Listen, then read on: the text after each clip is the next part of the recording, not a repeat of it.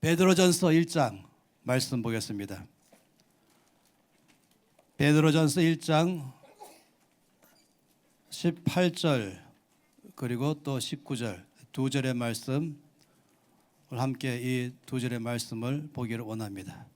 베드로전서 1장 18절부터 19절까지 말씀 함께 말씀을 읽겠습니다. 너희를 알거니와 너희 조상이 물려준 것은 대속함을 받은 것은 은이나 금같이 없어질 것으로 된 것이 아니요 오직 흠없고 점없는 어린 양 같은 그리스도의 보배로운 피로 된 것이니라. 이 말씀 가운데 우리가 좀 주목하고 싶은 것은 대속함을 받은 것 이렇게 말한 것이에요. 너희가 대속함을 받은 것, 이 대속함을 받는다라고 말한 것은 값을 주고 몸값을 지불하고 자유케 했다 할 때 대속함을 받는다 이렇게 말하고 있습니다. 무엇인가 붙잡혀 있는데 거기서 자유케 되려고 한다면 그냥 안 되고 거기에 대해서 몸값을 지불할 때에 그 붙잡힌 상태에서 풀어지는 것 이럴 때가 바로 이 대속함을 받는다라는 단어를 쓰는 것이에요. 여러 차례 이거 영화도 그런 영화 나오죠. 랜섬이라는 그 영화는 1996년에 나온 그 유명한 영화인데 한 큰 자수성가한 부자의 아들이 이제 납치되었어요. 그리고는 납치범들은 전화 걸어서 당신의 아들을 우리가 지금 납치해 갔다. 이 아들을 되찾고 싶으면 몸값을 내야 된다. 이러니까 랜섬이란 말이 그 몸값입니다. 그러면서 당시에 지금부터 25년도 전에 200만 불 그러니까 20억 이상의 돈을 요구했습니다. 그렇지만은 이 아빠와 엄마는 조금도 여기 대해서 망설이지 않았죠. 그리고 이 아들만 되찾겠다면은 그까지 돈이야 하면서 이제 준비해가는 과정이 있습니다. 이럴 때 FBI에서는 돈 내지 마라 우리가 잘 해보겠다라고 말하고 또 이 부모는 행여라도 안 되니까 그래도 우리는 돈 내고 무사히 아들을 돌려받겠다 뭐 이런 신랑이 있었습니다. 어쨌든 이제 200만 불을 그러니까 20억의 돈을 준비해서 이 아들과 바꾸려고 할 때에 망쳤어요. FBI가 망쳐버렸어요. 그래서 아들도 못 찾고 일은 더 꼬였습니다. 유괴범들은 화가 나서 몸값을 2배로 올렸습니다. 400만 불을 올렸어요. 그러니까 40억 이상의 돈을 달라고 말했죠. 그래도 이 부모는 기꺼이 돈이 많다 적다 조금 더 뭐 흥정할 것이 아니거든요. 돈 좀 적게 받아달라, 뭐 조금 돈 좀 낮춰달라 이런 문제가 아닌 것이 아들만 찾겠다면은 그 돈 기꺼이 지불하겠다 하면서 이제 400만 불 40억의 돈을 준비하면서 이제 아들과 바꾸려고 하다가 어찌하다가 큰 사건들을 만나면서 마지막에는 아들을 되찾고 납치범은 죽었다. 이것이 바로 랜섬이라는 영화, 멜 깁슨이 주인공된 그런 영화여서 당시 유명했던 영화이죠. 이럴 때 쓰는 단어가 대속함을 받는다라고 말한 단어인 것입니다. 저 여러분 모든 사람에게 주께서 말씀하기를 우리가 대속함을 받았다 이렇게 말하고 있습니다. 그렇다면 우리는 뭔가 이전에는 붙잡힌 상태를 말하는 것입니다. 갇혀있는 상태를 말하는 것입니다. 성경 명확하게 말씀하기를 우리 모든 사람들은 죄 가운데 갇혀버렸습니다. 이 죄 때문에 이 마귀가 우리를 합법적으로 자기의 종으로 삼아버린 것입니다. 그러니까 평생 감옥에 있든지 아니면 평생 노예 생활하든지 이러면서 살 수밖에 없는 것이죠. 앞에 있는 것은 사망이고 저주고 그리고 이 종된 종살이 얼거매어 있는 그런 상태를 가리켜 말한 것입니다. 제가 그런 비슷한 그림을 여기 찾아냈어요. 이 그림 안에는 이제 노예를 갖다가 사고 파는 장면의 유명한 그림이죠. 이 노예 상인들이 한 사람을 노예로 만들어서 이제 목에다가 칼을 끼웠잖아요, 나무로. 그리고는 이제 노예 시장에 가서 무릎 꿇게 한 다음에 많은 사람들이 와서 이제 이 사람을 사기 위해서 몰려온 사람들이 있습니다. 그리고 이제 서로 흥정하는 것이죠. 얼마냐? 이 노예를 가져가려면 얼마 내라. 이건 노예 상인들이죠. 그런 사람들이 이 사람이 그만큼 값을 주고 살 만한 사람인가 아닌가를 자세히 살펴봅니다. 많은 경우는 먼저 이제 막대기 가지고 이빨부터 벌려보라 그러면서 이부터 살펴보죠. 이가 좋은 상태에 따라서 건강하기 때문에 그렇습니다. 그 외에도 또 막대기로 몸도 찔러보면서 이게 물살인가 근육인가 하면서 먼저 살펴보면서 그러면서 이제 흥정하는 것입니다. 이것이 바로 이 노예를 사고 팔 때 일어나는 그 유명한 하나의 이야기고, 이 그림은 이것을 말하는 것입니다. 일단 노예로 되었다 그런다면 그 다음 장면은 심각합니다. 이게 바로 노예의 상태에 있는 처참한 모습 아니겠어요? 목에 매여 있고, 목에 쇠 줄로 매여 있고, 그리고 두 발도 다 매여 있어 가지고 도저히 벗어날 길이 없는 아주 비참한 상태에 있는, 아주 이 절망적인 상태에 있는 것, 이게 바로 이 노예 상태의 최악인 것입니다. 우리 모든 상태가 원래는 그랬다라고 말한 것이죠. 죄와 사망에 묶이고 저주 가운데 묶이고, 그래서 모든 슬픔과 고통은 우리 가운데 따라오게 하는, 아무리 열심히 살아가도 그냥 절망만 갖게 되는, 마지막에는 그냥 사망에 끌려가 버리고 마는 이런 상태에 있는 것이 우리였다라고 말하고 있습니다. 에베소서 2장 2절 말씀에는 허물과 죄로 죽었던 너희라 하고 말씀했습니다. 우리 모든 사람들이 그 허물과 죄 때문에 이 죽었다는 말은 몸이 죽었다는 것이 아니라 노예로 끌려가고 있다, 종살이하고 있다, 이렇게 말하는 것입니다. 에베소서 1장 7절 말씀에는 우리는 그리스도 안에서 그의 은혜의 풍성함을 따라 그의 피로 말미암아 속량 곧 제사함을 받았다, 이렇게 말씀했어요. 이 단어도 마찬가지로 속량함을 받았다 이렇게 말했죠. 속량이라는 단어를 썼습니다. 그런데 똑같은 단어예요. 이 대속함을 받았다라는 단어나 이 속량함을 받았다라는 단어는 똑같이 뭔가 몸값을 지불하고 우리가 자유롭게 되었다. 그래서 속전이라는 말을 많이 쓰기도 하죠. 이런 면으로 말하고 있는 것입니다. 그렇다면은 이제 궁금한 것은 이것입니다. 그럼 나의 몸값은 얼마였을까? 원래 죄와 사망의 노예로 잡혀 있는 이 원수 마귀에게 평생 이 비참한 이런 노예 생활 가운데 빠져 있는 우리를 하나님께서 자유케 하시고자 할 때에 얼마를 지불하시고 우리를 자유케 하셨을까? 사실 이것은 그 값을 보면은 그 가치를 알 수 있잖아요. 그러니까 노예를 사고 팔 때에 이제 100만 원 그러면은 이제 100만 원짜리 노예고, 또 어떤 사람들은 아니 뭐니까 몸도 부실하고 이빨도 아픈 거 보니까 별로 이게 쓸만한 일이 없는데 10만 원 사겠다 그러면 10만 원짜리인 거지. 근데 튼튼하고 그리고 오랫동안 일 잘하겠다 그러면 점점 값이 올라가죠. 그러면서 이 몸값을 지불하고 이제 사고 파는 것입니다.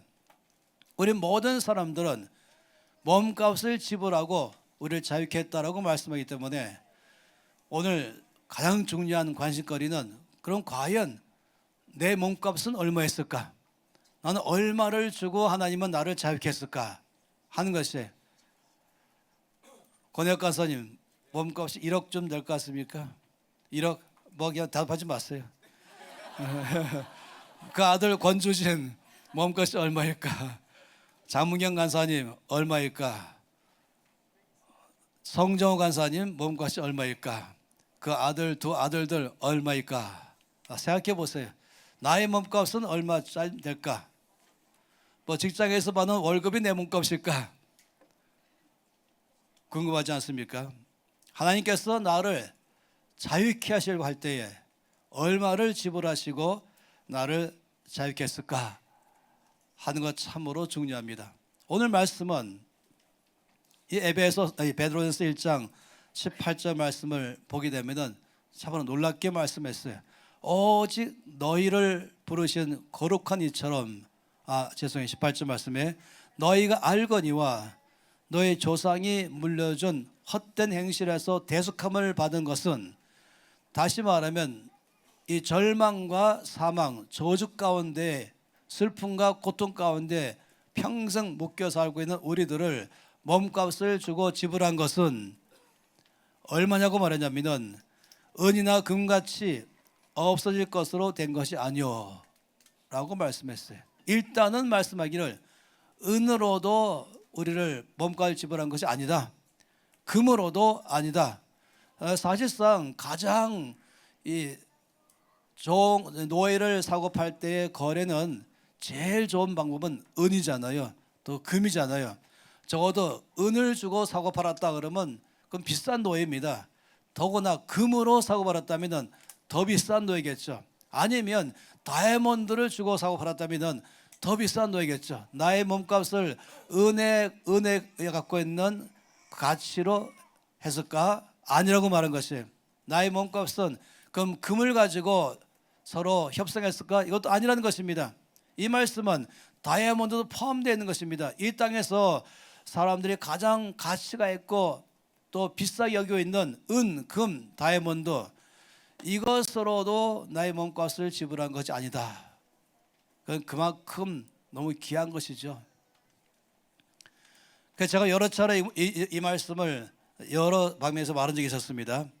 하나님께서 저 여러분을 이제 몸값을 지불하고 자유케 하시길 원하실 때에 주님께서 노예 주인을 찾아갔어요. 바로 여러분을 아까같이 목과 발 전체를 사슬에 매이게 만들어서는 아무리 벗어나도 사망에서 못 벗어나고 아무리 벗어나도 저주로부터 못 벗어나는 어둠의 영역에 끌려가는 그 상태에 바로 그 노예 주인에게 찾아간 것입니다. 그리고는 하나님께서 미리 준비했던 것을 꺼내 들었습니다.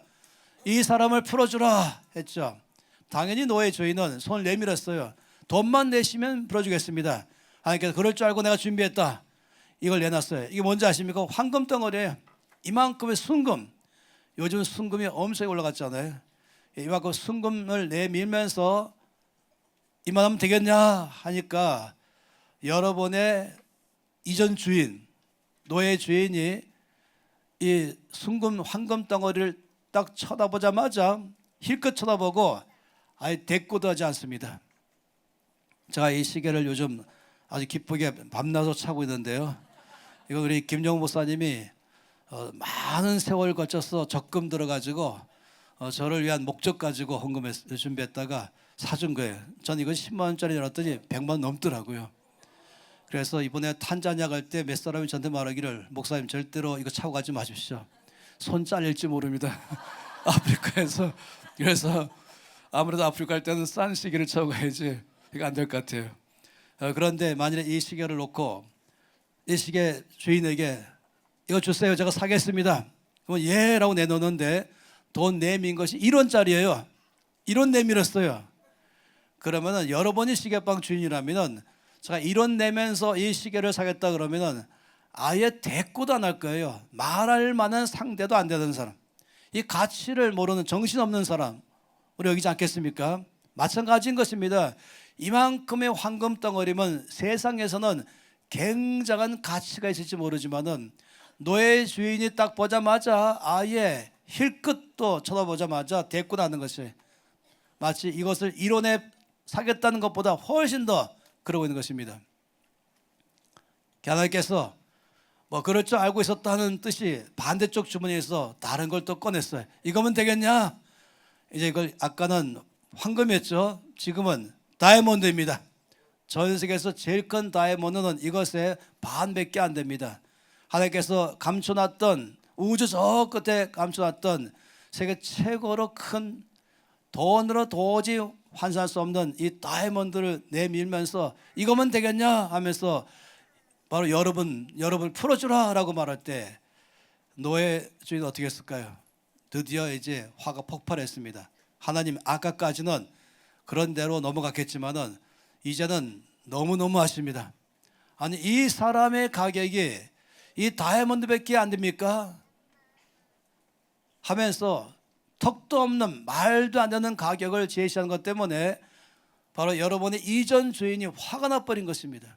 너무너무 화가 나서 너무 무시한다고 생각하면서 아예 그냥 뒤돌아서면서 뭐 협상할 마음도 없이 끝나버린 것입니다. 그러니 아까 봤던 랜섬이라는 영화의 20억, 40억 이것 가지고도 기꺼이 지불하겠다고 말하는 것처럼 근데 더 이상인 것입니다.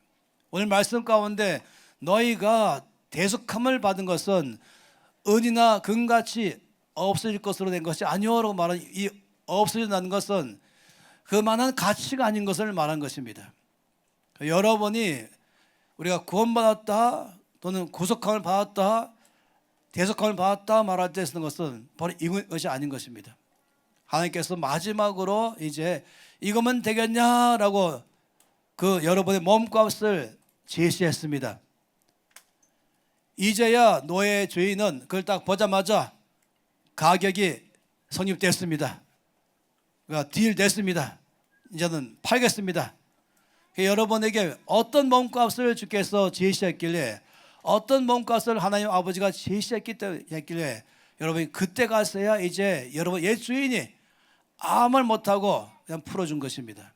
그게 뭔지 아십니까? 오늘 말씀 안에 보니까 이렇게 말씀했죠. 너희가 대속함을 받은 것은 은이나 금같이 없어질 것으로 된 것이 아니요. 그 다음에 19절 말씀 오직이라고 말씀하시면서 오직 흠없고 점없는 어린 양 같은 그리스도의 보배로운 피로 된 것이다. 하나님께서 여러분의 몸값으로 지불한 것은 바로 하나님의 아들 예수 그리스도를 대신해서 내놓은 것입니다. 대신해서 내놓고 그건 풀어주라 라고 말한 것이 요한복음 3장 16절 말씀을 잘 알지 않습니까? 하나님이 나를 이처럼 사랑하셨다. 하나님이 나를 얼만큼 사랑하셨는가? 이처럼 사랑하셨다. 뭐라고 말씀했습니까? 독생자를 주실 만큼 나를 사랑하셨다. 그를 믿는 자마다 멸망하지 않고 영생을 얻게 하려 하십니다.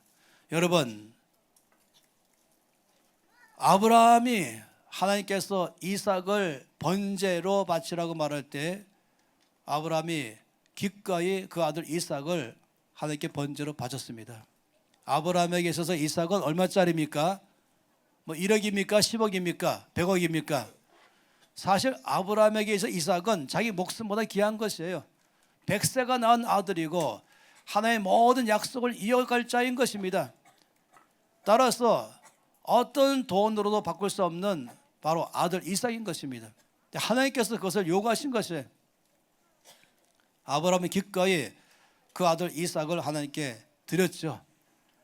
그리고 그는 그를 제단을 쌓고 나무를 벌려놓고 이삭을 묶어서 그 제단에 놓고 칼로 찌르고자 할 때에 하나님께서 거기서 아브라함을 중지시켰습니다.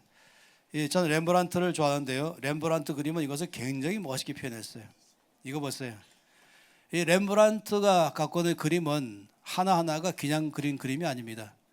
이제 아브라함이 날카로운 칼을 들고 이삭의 심장을 지금 찌르고 내려가는데 얼마큼의 이제 급박한 조금 이제 1초 쌓인 것이 그 순간에 하나님께서 천사를 보내시면서 그 찌르는 그 아브라함의 손을 쳐버린 것입니다. 찌르는 그냥 놔두면 들어가거든요. 이럴 때는 손을 쳐가지고 빨리 칼을 옆에서 벗기는 것이에요. 이만큼이나 아브라함은 철저하게 그 아들 이삭을 하나님께 바쳤던 것입니다. 하나님이 그러시면서 말씀하기를 하나님은 이삭을 원하는 것이 아니라 그 마음이 이삭을 원하셨습니다. 하나님은 사람을 갖다가 제물로 바치는 그걸 받으시는 분이 아니시죠. 여러분 아신 것처럼 절대로 역사 안에서 하나님은 그런 분이 아니십니다. 그러나 하나님께서는 아브라함에게 너에게 나는 얼마나 귀하냐? 네가 이삭이 너의 삶에 가장 귀한데 나는 너에게 얼마짜리냐? 하나님께서 질문하신 것이 마찬가지죠. 아브라함아, 넌 나를 사랑한다고 말하고 넌 내가 너의 전부라고 말하는데 가장 귀한 분이라고 말하는데 내가 정말로 너희 가장 귀한 분이냐? 너의 마음속에와 너의 삶 인생 전체 안에서 나의 위치는 어디만큼 가느냐? 한 이것을 알아보기 위해서 이삭 바쳐라. 증명 다 됐잖아요. 더 이상 뭔 증명이 필요합니까? 하나님께서 이제야 내가 알겠다. 아브라함이 이삭을 바치는 것은 이삭을 미워서가 아니라 너무너무 귀한 이삭이지만은 그 이삭보다 하나님은 더 귀하십니다 하는 표현을 하는 것입니다. 사실 이 이야기는 이삭과 아브라함의 이야기가 아니라 하나님 자신의 이야기입니다. 하나님께서 우리 모두를 사랑하심으로 그 아들 예수 그리스도를 몸값으로 대신 지불한 것, 마치 아브라함이 이삭을 지불할 때는 하나님이 너무 귀하기 때문에 드린 것처럼 이 아브라함에게 네가 나를 사랑하느냐 증거를 보이라 말할 필요 있겠습니까? 이 이삭을 저 앞에 드렸다면 아브라함은 이미 하나님을 얼마나 사랑하는지 다 보여준 것입니다. 마찬가지인 것이에요. 오늘 말씀 가운데서 하나님께서 나를 얼마나 사랑하신지 보여준 것은 바로 그 아들 예수 그리스도 독생자라고 말했잖아요. 독생자 예수님을 나의 몸값으로 대신 지불하시고 나를 모든 종살이에서, 모든 저주에서, 모든 사망에서, 모든 진노 가운데서, 슬픔과 고통 가운데서 우리를 자유케 하신 것입니다. 이것이 바로 나의 몸값을 말한 것이에요. 무엇이 나를 이렇게 가치 있게 만드는가? 내 몸값이 왜 이렇게 비싼가? 하나님께서 나의 무엇을 보시고 그렇게 나를 아주 비싼 몸값이라고 말씀했을까? 마치 로마서 5장 8절 말씀에 우리가 아직 죄인 되었을 때에 그리스도께서 우리를 위하여 죽으심으로 하나님께서 우리에 대한 자기의 사랑을 확증하셨다. 내가 너를 이만큼 사랑한다. 여러분 그럴 때마다 전 못 느끼겠어요. 증명해 주세요. 보여주세요 할 것입니까? 그때마다 주님은 십자가를 바라보라. 이게 바로 내가 너를 사랑하는 사랑의 나의 크기다. 네가 얼마나 내 마음속에 귀한 사랑인지 바로 십자가가 내가 너를 증명한다. 하나님께 그 아들 예수 그리스도 전부 아니겠습니까? 아브라함에게 이삭이 전부인 것처럼 말입니다. 그만큼 나를 사랑하셨다고 말하는데 놀랍게도 내가 예수를 믿었을 때에, 회개했을 때에, 말씀 통독할 때에, 열심히 옥계 사역할 때에, 그때에 나를 위하여 죽으셨다 이것이 아니라 내가 아직 죄인 되었을 때에 회개도 하지 않았고 아직 말씀도 읽지 않았고 예배도 나가지 않고 주께로 나가지 않았다 그때에 하나님은 나를 위해서 예수님을 대신해서 몸값을 지불하시고 나를 자유케 하신 것입니다. 그 이유는 나에 대한 사랑이 그만큼 크다는 것입니다. 무엇이 내가 이만큼 하나님 앞에 가치가 있는 사람일까? 오늘 이 말씀의 제목이 뭔지 아시죠? 수학을 잘해야 된다는 것 말한 것이에요. 제가 조금 이따 수학 문제를 더 풀겠습니다. 무엇이 나를 이렇게 가치 있게 하는가? 일단 수학으로 말하면 나는 1원짜리인가? 나는 1억짜리인가? 나는 10억짜리인가? 나는 100억짜리인가? 이 계산할 줄 알아야 돼. 나의 가치를 산수로 계산할 줄 아는 것입니다. 그런데 지금 보니까 도대체 가격을 돈으로 환산할 수 없을 만큼 그 아들 가장 귀하신 독생자 그 아들 예수님을 대신해서 몸값으로 지불하신 만큼 나를 가치 있게 여긴 것이죠. 그러니까 내 몸값은 예수님의 피값이 내 몸값입니다. 1억도 아니고 다이아몬드도 아니고 금도 아니고 나의 몸값은 예수 그리스도의 피가 바로 나의 가격인 거예요. 도대체 여러분 계산되십니까? 여러분 표정 보니까 아직까지 수학이 계산 안 되시는 것 같아요. 왜 내가 그런 가치 있는 존재일까? 창세기 1장 말씀에 처음에 하나님의 사람을 만드실 때 바로 저와 여러분 만드실 때 기준을 말하기를 하나님께서 성부, 성자, 성령 하나님이 창세기 1장 26절 말씀부터 말씀하시기를 우리가 우리의 모양을 따라서 사람을 만들자. 하나님께서 사람을 만들기로 할 때 갖고 있는 가장 기본은 하나님의 형상을 따라서 만들기로 결정했습니다. 하나님의 형상. 이게 놀랍죠. 하나님께서 그동안에 모든 만물을 지으셨기 때문에 그중에 제일 잘된 것 하나를 택할 수도 있어요. 장미가 제일 좋다면 장미꽃 형상을 따라 라고 했겠죠. 만일에 짐승 중에서 사슴이 너무너무 예쁘다면 그럼 사슴을 앞에다가 모델로 재워놓고 좀 사슴의 형상을 따라서 지었겠죠. 그런데 저와 여러분은 장미꽃 형상도 아니고 사슴 형상도 아니고 하나님의 형상인 것입니다. 이 형상이라는 단어는 카피라는 뜻이에요. 카피, 복사판. 나 자신에 대해서 말씀하는 이 내용 가운데 나의 가치를 한번 말해보세요. 나의 가치는 나는 얼마큼 될까? 첫째 중요한 것은 하나님이 나를 지으셨다. 이것이 나의 가치인 것입니다. 왜 모세상이, 미켈란젤로의 모세상이 그렇게 비쌉니까? 왜냐하면 이 거장 미켈란젤로가 만들기 때문입니다. 아마 제가 만들었다면 정말로 형편없는 가게 나오겠죠. 수고비 정도만 줬을 거예요. 미켈란젤로의 모세상 그러면은 가격이 얼마입니까? 라고 물어본다면 질문 자체가 아주 하품하게 하는 것이죠. 시세도 모르는 사람이라 말할 것이에요. 모세상 내가 살게요 하는 것 어려운 거죠. 아까 보았던 그런 이 렘브란트의 이 아브라함이 그 아들 이삭을 찌르는 그 장면의 원본 그림 있잖아요. 그 그림을 내가 산다. 꿈도 못 꿉니다. 사본을 사면 잘 사는 것이죠. 제가 렘브란트의 그림 중에서 이 탕자의 이 그림은 너무 유명하지 않습니까? 이 러시아의 미술관에 걸려있는 탕자. 훔쳐갈까봐 아주 이중, 삼중, 사중 잠금 장치하고 아무도 절대로 훔쳐지 못하도록 만들어놓은 그 렘브란트의 탕자. 그 사본이 엄청 많이 있죠. 저희 집에도 사본이 2개나 있어요. 근데 2개가 가격이 하늘 땅 차이에요. 하나는 몇만 원, 하나는 몇백만 원짜리예요. 사본인데도 불구하고 말입니다. 달라진 것이에요.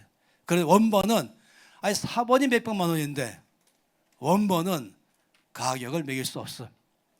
하물며 이 렘브란트의 그림도 그 정도라면은, 고흐의 그림도 그 정도라면은, 렘브란트가 이 미켈란젤로가 만든 모세상과 다윗상이 도대체 가격을 계산할 수 없을 만큼이라면 한다면, 그러면 하나님의 작품은 그건 도대체 비교되는 것입니까? 하나님이 만드신 작품과 사람 중에 거장이라고 말하는 미켈란젤로가 만든 작품과는 이건 게임이 안 되는 것입니다. 그래서 나의 가치의 첫 번째는 하나님이 나를 만드셨다. 그런데 나의 가치에 더 중요한 것은 하나님이 나를 하나님의 형상을 따라서 나를 만드셨다. 이것이 어마어마하게 나의 가격인 것이에요. 그래서 마귀도 잘 아는 것이죠. 저 여러분의 가격이 얼마나 비싼지 아는 것이, 금으로도 살 수 없고 은으로 살 수 없고 다이아몬드도 안 되고 오직 하나님께서 그 하나밖에 없는 아들을 대신해서 내놓을 만큼이나 난 비싼 가격이라고 말한 것입니다. 그러니 이제 수학 계산해 보십시다. 수학의 이것은 무한입니다. 무한에다가 1을 더했어요. 그러면 무한입니다. 무한에다가 1억을 더했어요. 그러면 가격은 무한입니다. 무한에다가 100억을 더했어요.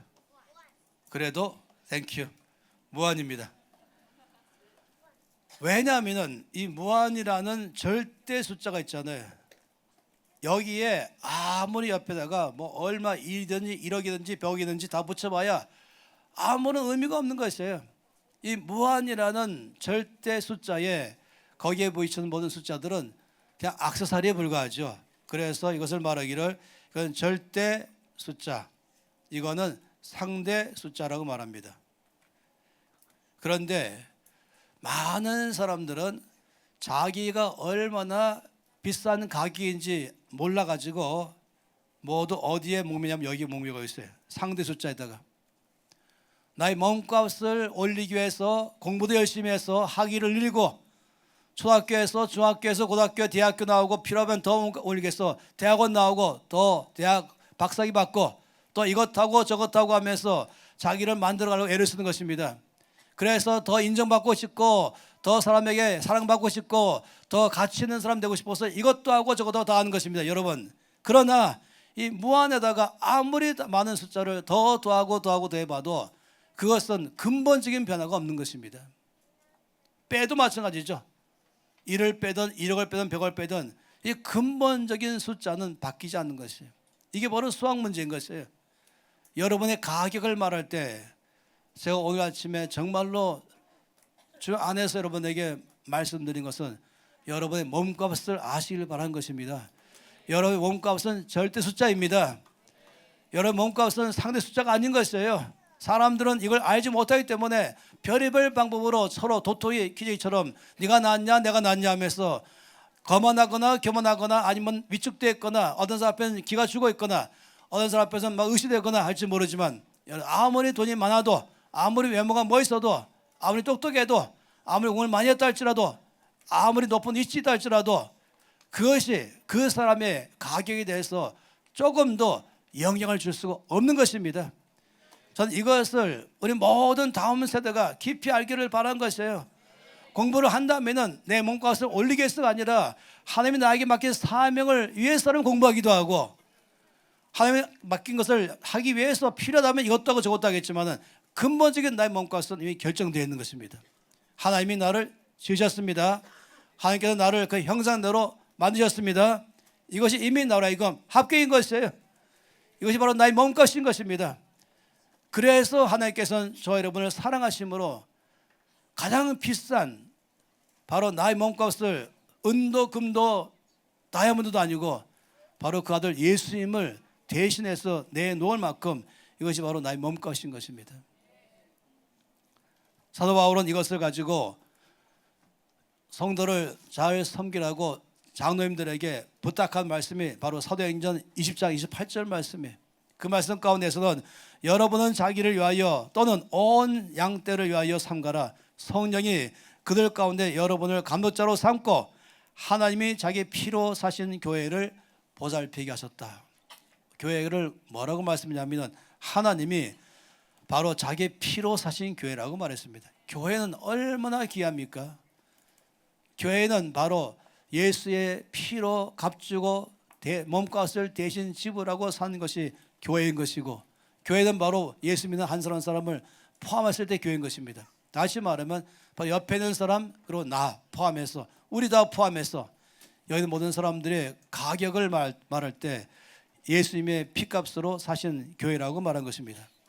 그래서 요한계시록 5장 9절과 10절 말씀에 찬양 소리가 무엇이냐 아십니까? 그들이 새 노래를 부르면서 말하기를 두루마리를 가지시고 그 인봉을 떼기 앞당하시도다. 일찍 죽임을 당하사 각 족속과 방언과 백성과 나라 가운데서 사람들을 피로 사서 하나님께 드리시고 그들로 우리 하나님 앞에 나라와 제사장을 삼으셨으니 그들이 땅에서 왕노릇 할 것이다. 얼마나 귀한 존재인지 그 귀한 몸값으로 산 아주 귀한 우리 존재는 우리 자체가 이 땅에서 그 몸값만큼 살아가는 것입니다. 대강대강 사는 것이 아니고 하나님께 나를 드리고 온 땅을 왕노릇하며 다스리는 사람, 영향을 주며 변화를 주면서 영광스럽게 사는 사람으로 우리를 부르신 것입니다. 베드로전서 2장 9절 말씀에 그러나 너희는 택하신 족속이요 왕같은 제사장들이요 거룩한 나라요 그의 소유가 된 백성이니 얼마나 놀랍습니까? 예수의 피로 값주고 사신 나를 가리켜 말하기를 택한 족속이요 왕같은 제사장들이요 거룩한 나라요 그의 소유가 된 백성이다. 이는 너희를 어두운 데서 불러내어 그의 기이한 빛에 들어가게 하시니 아름다운 덕을 선포하게 하려 하심이라. 저는 이사야 49장 5절 말씀에 늘 은혜가 충만합니다. 내가 여호와의 보시기에 영화롭게 되었으니 나의 하나님은 나의 힘이 되셨도다. 저는 이 말씀 볼 때마다 왜 이전 저 도전 번역을 이렇게 엉망으로 바꾼지 이해가 안 돼. 이전 번역은 이렇게 말했습니다. 나는 여호와의 보시기에 존귀한 자라. 하나님이 나를 보시기에 넌 존귀하다. 넌 가격을 따질 수 없는 존귀하다. 내가 너의 힘이 되어주겠다. 그래서 나는 여호와의 보시기에 존귀한 자라. 나의 하나님이 나의 힘이 되셨도다. 이것이 바로 이사야 49장 5절 말씀인 것이에요. 하나님 보시기에 존귀한 자. 이미 가격이 형성됐잖아요. 몸값.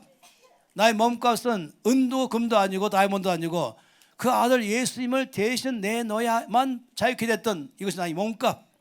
그러니 존귀한 자인 것입니다. 이사야 32장 8절 말씀은 그 면에서 얼마나 아름다운 말씀인지 이렇게 말씀하고 있습니다. 존귀한 자는 존귀한 일을 계획하노니 그는 항상 존귀한 일에 서리라. 다시 말하면 자기의 절대 가치를 아는 사람은 그것에 걸맞는 삶을 사는 것입니다. 어떤 사람은 자기를 지멋대로 사는 사람이 있어요. 세상 말로 제멋대로 굴리는 사람, 제멋대로 사는 사람, 아니 제멋대로 뒹구는 사람, 하나의 갖고는 쓰레기 더미에서 자기들 사는 사람, 거지입니까? 아주 하찮은 존재입니까? 제가 아는 것은 왜 그 사람이 쓰레기같이 살고 있을까?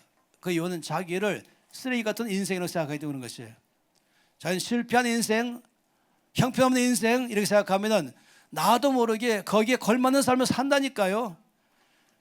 그러나 내가 얼마나 존귀한 사람인지를 아는 순간에는 그 순간 자기 몸가짐 다 바뀌는 것이에요. 생각이 바뀌고 말투가 바뀌고, 아, 여기에 맞게 살아야지. 내가 왕이면 왕답게, 왕자면 왕자답게, 공주면 공주답게, 말할 때나 행동할 때나 모든 것에. 그래서 이 말씀 속에서 존귀한 자는 존귀한 일을 계획하나니 그는 항상 존귀한 일에 서리라. 다시 말하면 내가 존귀한 줄 아는 사람은 생각하는 것마다 존귀하고 계획을 세울 때마다 거기 합당할 만한 계획을 세우는 것입니다. 그냥 쓸모없는 사람으로 사는 것이 아니라 난 의미 있는 삶을 살아야겠다. 왕답게 살아야겠다. 왕자답게 살아야겠다. 어디 가든지 나는 정말로 존귀한 사람처럼 살아가리라. 그래서 그 삶이 결국 그 사람은 존귀한 사람입니다라고 증명한다는 것이 바로 이 말씀이에요. 다시 또 읽을게요. 존귀한 자는 존귀한 일을 계획하나니 항상 존귀한 일에 서리라. 그 말씀인 것입니다. 최근에 저는 시편 119편 73절 말씀을 묵상했습니다. 이 말씀이 참으로 놀라운 말씀이에요. 주의 손이 나를 만들고 세우셨사오니 내가 깨달아 주의 계명들을 배우게 하소서. 저는 이 말씀에 대해서 도대체 이 무슨 말씀인가에 대해서 묵상을 시작했어요. 첫 번째 사실은 이것입니다. 주의 손이 나를 만들었습니다. 주의 손이 나를 세우셨습니다. 그래서 나를 깨달아 배우게 하소서. 주의 말씀을 통해서 이 말인 것입니다. 이게 무슨 말이냐면 이런 것이 아까 미켈란젤로가 만든 모세상은 걸작품이잖아요. 일단 그 각이 하늘로 솟는 것입니다. 일단 나는 하나님의 손이 맞는 사람이니까 얼마나 걸작품인지, 얼마나 존귀한 사람인지, 이 세상에서 이 상대 가치 갖고 맨날 따지는 이것이 내가 아니구나, 이걸 그 순간 알게 된 것이에요. 주님의 손이 나를 만들었으니까 나는 이때까지는, 다시 실판 띄워보세요. 이때까지는 그냥 상대 숫자 가지고 이것이 바로 내 가치인 것 가지고 내가 더 높으냐 낮으냐. 다시 사라졌나요? 돼 있는데 내가 높으냐 낮으냐 하는 것 아니고 나의 가치는 이 무한 절대 가치 아니겠어요? 가격을 계산할 수 없는 나. 이것이 바로 주의 손이 나를 만들었습니다. 또 나를 세우셨습니다. 오늘 오후에 티시 때 그 말씀 더 드릴 거예요. 근데 내가 깨달아 주의 계명들을 배우게 하소서. 이건 무엇일까? 우리 어떤 물건을 사게 되면은 그 물건을 안전하게 사용하는 방법, 그 물건을 올바르게 사용하는 방법이 거기에 같이 들어가 있어요. 그걸 뭐라고 말합니까? 사용 설명서, 매뉴얼 이렇게 말하죠. 이게 설명서가 들어가 있어요. 제가 엊그저께 화장품 설명서, 또 여행할 때 쓸 수 있는 화장품 거기도 설명해 있어요. 거기까지도.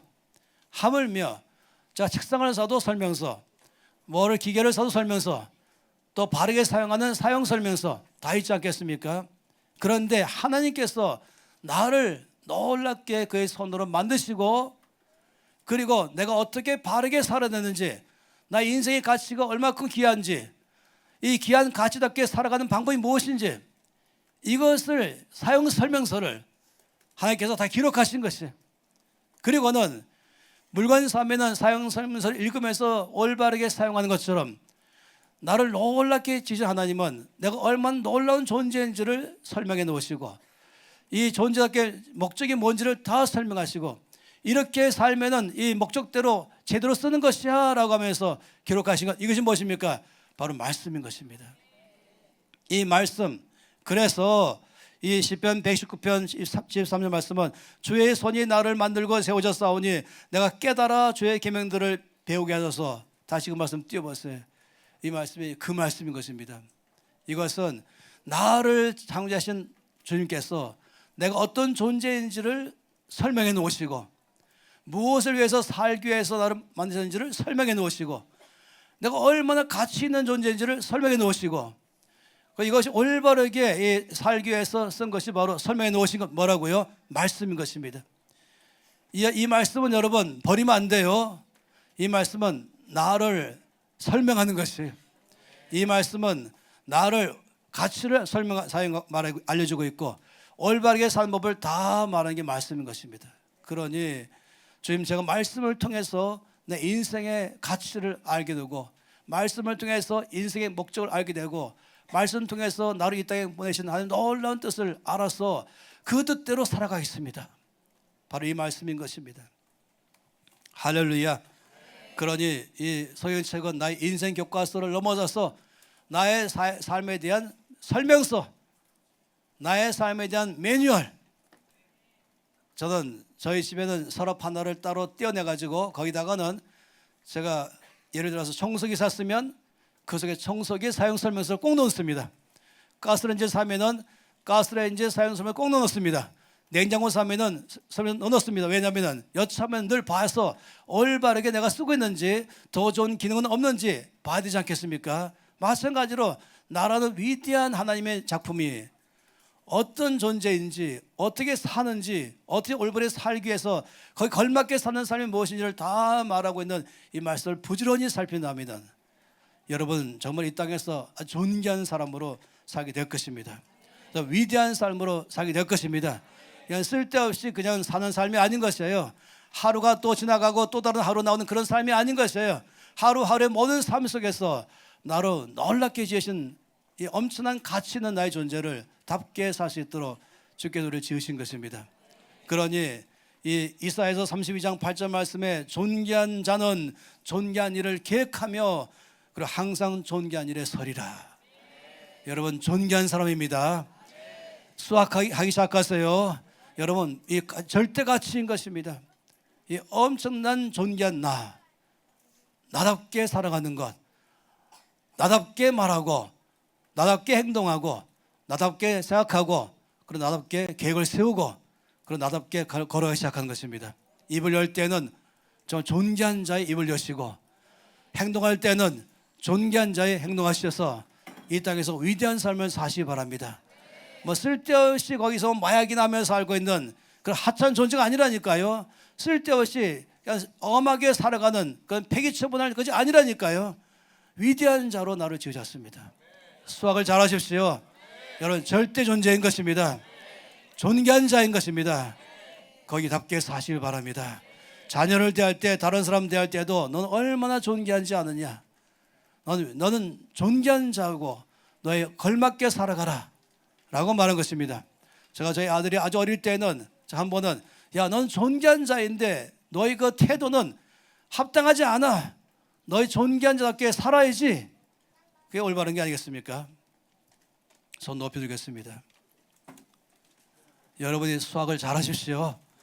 이 시간 이 말씀이 오늘 아침에 나에게 말씀했다고 하시면 다 손 드세요. 그리고 저 앞에 고백하면서 아버지 저를 존귀한 자로 창조하심을 감사합니다. 은이나 금이나 다이아몬드로 계산할 수 없는 나 자신의 가치, 바로 독생자 아들 예수님을 대신해서 내놓을 만큼의 나의 몸값입니다. 아버지의 나를 존귀한 자로 세우셨사오니 이 땅의 삶에서 나를 이 땅에 보내신 그 존귀한 자의 삶으로 생각하며 말하고 계획하고 행동하며 살아내겠습니다. 주여 저를 통해 영광 받아 주시옵소서. 주 예수님은 이걸 기도하실 때 역사하실 것입니다. 통성으로 기도하시겠습니다. 주여 아버지 참으로 감사합니다. 우리를 놀라운 존재로 지으심을 감사합니다. 바로 하나님의 손이 나를 만드셨습니다. 나는 하나님의 걸작품입니다. 은이나 금이나 다이아몬드로 살 수 없는 너무너무 가치하셔서 어제 그 아들 독생자 예수님을 대신하여서 몸값으로 지불할 만큼의 존귀한 자입니다. 아버지 감사합니다. 이 빛나고 아름답고 존귀한 나 자신이 말할 때마다, 생각할 때마다, 행동할 때마다, 결정할 때마다 모든 인생 삶 전체가 존귀한 자답게 살아가서 아버지 영광 받으십시오. 오직 빛나게 살고 힘있게 살아가며 역사상으로 주여 나를 세우시면 감사합니다. 할렐루야. 주를 찬양합니다. 영광과 찬양을 주 앞에 드립니다. 경배와 주 앞에 드립니다. 할렐루야. 영원한 그 사랑 예수. 오늘 말씀을 여러분 순간순간마다 시간마다 기억날 때마다 또 기억하고 묵상해 보세요. 그래서 여러분이 얼마나 존귀한지, 여러분 몸값은 금이나 은이나 다이아몬드가 아니라 하나님이 그 아들 예수님을 몸값으로 지불할 만큼 존귀한 자. 그러니 그걸 알게 되면 알아가면 알아갈수록 말할 때, 생각할 때, 행동할 때, 계획하고 살아갈 때마다 존귀한 자의 삶을 살게 될 줄로 믿습니다. 아버지 감사합니다. 이 엄청난 말씀, 수학을 잘하는 각 사람 가운데 계시하셔서 내가 얼마나 존귀한 자인지 알게 하셔서 말하게 하고 생각하고 살아가서 계획할 때마다 존귀한 계획만 세우고 발걸음마다 존귀한 삶답게 살아가서 아버지 모두가 나를 볼 때마다 밝고 맑고 빛나고 영광스러운 하나님의 사람을 보게 해 주시옵소서. 그리고 나를 지으신 그 하나님이 나의 온 생애 통해서 영광과 찬송을 받으시옵소서. 그런 다음 세대가 다 되게 하시고 그런 모든 성도가 다 되게 하셔서 아버지 영광 받아 주시옵소서. 주 예수 이름으로 기도합니다. 아멘.